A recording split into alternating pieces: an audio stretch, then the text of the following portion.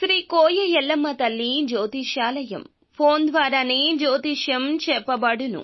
విద్య, ఉద్యోగం, వ్యాపారం, ప్రేమించిన వారు దూరం అవడం, భార్యాభర్తల మధ్య గొడవలు, అత్తాకోడళ్ల మధ్య మనస్పర్ధలు, కుటుంబ సమస్యలు, ఆర్థిక సమస్యలు, పెళ్లి కుదరకపోవడం, సంతానం ఆలస్యం కావడం, స్త్రీ పురుష వశీకరణం, చెడు ప్రయోగ నివారణ మొదలగు ఎటువంటి సమస్యలకైనా పరిష్కారం చూపబడును. స్త్రీ పురుషులకు ఎటువంటి సమస్యలు ఉన్నా నమ్మకంతో కాల్ చేయండి.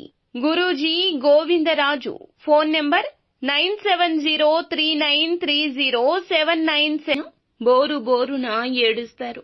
ఏమిటి ఆ విషయం, ఏం జరగబోతుందో వీడియోలో చూసి తెలుసుకుందాము.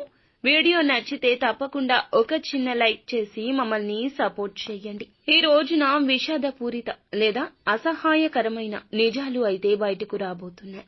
ముఖ్యంగా ఎప్పటి నుంచో అనుమానం ఉండి స్పష్టత లేక ఎప్పటికీ వదిలివేసిన విషయం ముందుకొస్తోంది.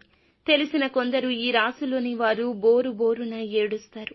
ఎందుకంటే కొన్నిసార్లు నిజాలు ఎంత నిర్దాక్షిణ్యంగా ఉంటాయో, దెబ్బతీస్తాయో ఈ రోజున అనుభవం అవుతుంది. ఏం జరుగుతుందో కొంచెం విపులంగా చూద్దాము. ఈ రోజున కుటుంబ సంబంధాల్లో చాలా సున్నితంగా ఉంటారు. స్నేహితులు, బంధువులు ఏదైనా విషయం చెప్తే వెంటనే తెలుసుకోవాలి ఆ రహస్యం అనే ఆతురత ఉంటుంది. ఈ మధ్య కాలంలో ఒక వ్యక్తి మీద మీరు కొంత అనుమానంతో ఉన్నారు. ఇక ఆ వ్యక్తి మీకు దగ్గర స్నేహితుడైనా లేదా కుటుంబ సభ్యుడైనా కావచ్చు. మధ్యాహ్నం 2 గంటల నుండి సాయంత్రం 6 గంటల మధ్యలో చాలా కాలంగా వెతుకుతున్న నిజమైతే ఎటకేలకు బయటకొస్తుంది. ఇదొక మోసం కావచ్చు.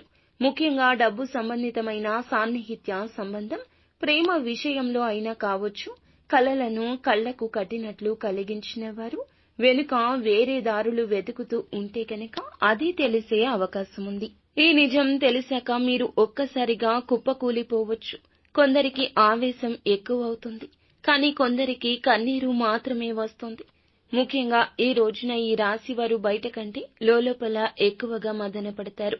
కాబట్టి ఎవరూ చూడకుండా ఏకాంతంలో కూర్చొని బోరున విలపిస్తారు. ఈ విషయంలో మీకు 2 మార్గాలు ఉన్నాయండి.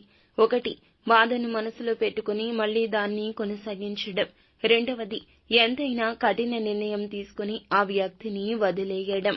ఏది సరిగ్గా అనిపిస్తుందో మీరే నిర్ణయించండి. కానీ ఒకటి గుర్తు పెట్టుకోండి, వృత్తిపరంగా, ఆర్థిక పరంగా ఈ విషయంలోకి ఇంకెవ్వరినీ లాగొద్దు. మీ మనసులోని విషయాలు మనసులోనే ఉంచండి. బయటకు స్లిప్ అవ్వకూడదు. అలా చేస్తే ప్రతిష్టకు దెబ్బ తగులుతుంది. ఇక ముఖ్య విషయం ఏమిటంటే ఈ నిజాన్ని తెలిసి బాధపడితే తప్పకుండా కుటుంబానికి తెలిసే అవకాశం ఉంటుంది. మీ యొక్క భుజాలపై మీ ఇంటి వాళ్ళు సానుభూతి చూపిస్తారు. కానీ సమస్యలను పెంచాల్సిన అవసరం లేదు కదా. ఈ రోజు సాయంత్రం 7 గంటలు దాటాక ఆ వ్యక్తి నుంచి మరొక్కసారి ఎక్స్ప్లెనేషన్ రావచ్చు. నిశ్శబ్దంగా వినండి. తక్షణ నిర్ణయం వద్దు. ఆలోచించండి. ఆర్థిక పరిస్థితి పరంగా ఈ నిజం డబ్బు సంబంధితం కావచ్చు. ఇలా అనుకొని లోటులు కూడా బయటపడవచ్చు. ఈ ఖర్చులు ఎటువంటి ఘర్షణ లేకుండా సామరస్యంగా ఎదుర్కోండి. ఎవ్వరికీ అప్పులు ఇవ్వడం లేదా తీసుకోవడం కూడా మంచిది కాదు. ఆరోగ్యం విషయానికి వస్తే ఎక్కువగా భావోద్వేగాలు, నిద్రలేని, హైడ్రేషన్, తలనొప్పులు ఉండొచ్చు. సరియైన నిద్ర అవసరము. ఏకాంతం కూడా. లోపల పుస్తకాలు చదవడము, హాల్లో చిన్న వాకింగ్ చేయడం మెల్లిగా కూల్ అవడానికి ఉపకరిస్తుంది. ఏకాంతంగా ఉండండి. ఆ ఆలోచనలే మిమ్మల్ని నడిపిస్తాయి.